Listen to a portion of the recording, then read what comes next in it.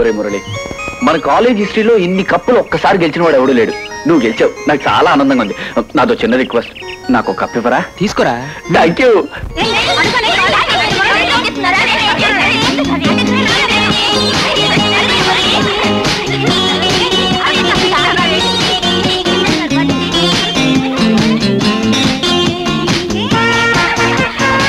ఈ రికార్డింగ్ ఎవరు బ్రేక్ చేయలేరా?